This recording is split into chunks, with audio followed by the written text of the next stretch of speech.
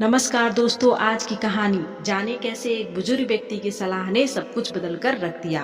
तो चलिए शुरू करते हैं। एक दिन नए राजा ने अपने मंत्री को आदेश दिया कि राज्य के बूढ़े लोग बीमार रहते हैं, काम नहीं करते, इनकी वजह से हमारा धन बर्बाद हो रहा है, इसलिए हमें इन्हें मृत्यु दंड दे देना चाहिए या राज्य से निकाल ही देना चाहिए। मंत्री ने राज्य में घोषणा करवा दी कि सभी बूढ़े लोग राज्य छोड़ दें, जो यहाँ से नहीं जाएंगे उन्हें मृत्यु दंड दिया जाएगा। ये घोषणा सुनते ही सभी बूढ़े लोग राज्य छोड़कर जाने लगे।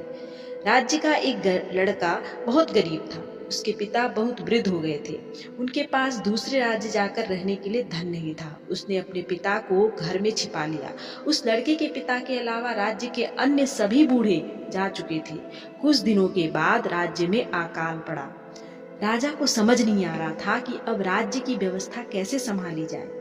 प्रजा का अन्न खत्म हो चुका था। उन दिनों भीषण गर्मी भी पड़ रही थी। गरीब लड़के ने अपने बूढ़े पिता से अकाल से निपटने का उपाय पूछा।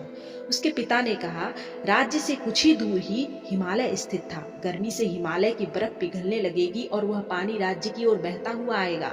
पानी यहाँ आए इससे पहले तुम एक काम करो, राज्य के मार्ग पर दोनों तरफ हल चला दो।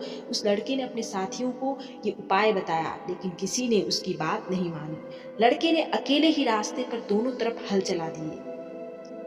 कुछ दिनों के बाद हिमालय की बर्फ पिघली और पानी राज्य के रास्ते पर आ गया। इसके बाद धीरे धीरे मार्ग के दोनों ओर अनाज के पौधे उगाए। जब ये बात राजा को मालूम हुई तो उस गरीब लड़के को दरबार में बुलवाया गया।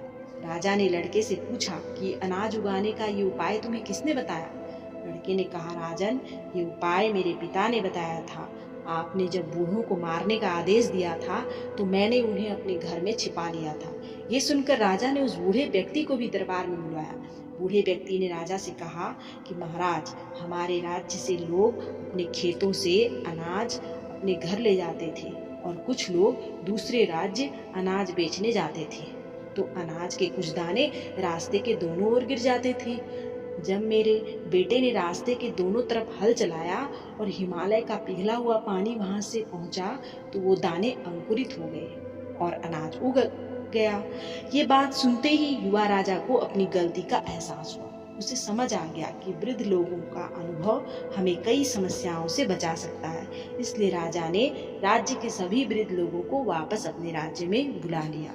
तो दोस्तों, ये थी एक छोटी सी प्रेरक कहानी। ऐसी ही और कहानियों के लिए मेरे चैनल को लाइक करें, सब्सक्राइब करें। तब तक के लिए आपका धन्यवाद।